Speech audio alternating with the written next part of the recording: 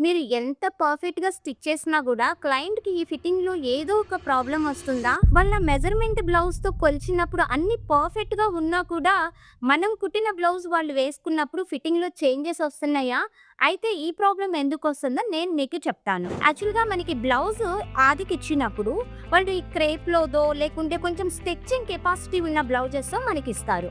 And కుట్టేటప్పుడు ఇలా పట్టు బ్లౌజెస్, వర్క్ బ్లౌజెస్ కుట్టటానికి మనకి ఇస్తారనమాట. దీని క్లాత్ యొక్క స్ట్రక్చర్ ఎలా ఉంటుంది? ఎటువైపు నుంచి కూడా కొంచెం కూడా స్టిచ్ అవ్వదనమాట. ఇలా స్టిచ్ అవ్వని క్లాత్‌కి ఇప్పుడు నాకు ఈ బ్లౌజ్‌కి మ్యామ్ ఇది ఆదికిచ్చారనమాట.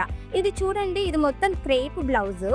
ఎటు చూసినా కూడా కొంచెం సాగుతుందనమాట. ఇలా స్టిచ్ అవ్వటం వలన మనము ఎక్కడ మెజర్‌మెంట్స్ చెక్ చేసినప్పుడు అన్నీ పర్ఫెక్ట్‌గా ఉంటాయి. కానీ ఈ బ్లౌజ్ వేసుకున్నప్పుడు క్లయింట్‌కి కొంతవరకు క్లాత్ స్టిచ్ అయిన తర్వాత అది పర్ఫెక్ట్‌గా ఫిట్ అయ్యిద్దనమాట. అది ఎంతవరకు వాళ్ళకి సాగినప్పుడు ఈ బ్లౌజ్ ఫిట్ అవుతుందో మనకి తెలియదు. సో, ఇలాంటి ప్రాబ్లమ్స్ నుంచి మనం బయటపడాలి అంటే దీనికున్న ఒకే ఒక్క సొల్యూషన్ ఏంటో తెలుసా? క్లయింట్‌ని ఇలాగే పట్టు బ్లౌజు ఆదికివ్వమని చెప్పి అడగాలి. లేదా అంటే బాడీ మెజర్‌మెంట్‌ని ప్రిఫర్ చేయండి. అంతేకాని ఇలాగ స్టిచ్ అవుతున్న క్లాత్ తీసుకొచ్చేసి ఇలాంటి పట్టు బ్లౌజెస్‌కి, వర్క్ బ్లౌజెస్‌కి కుట్టమంటే ఫిట్టింగ్‌లో కొంచెం చేంజెస్ రావటం అనేది సహజంగా వస్తూ ఉంటుంది.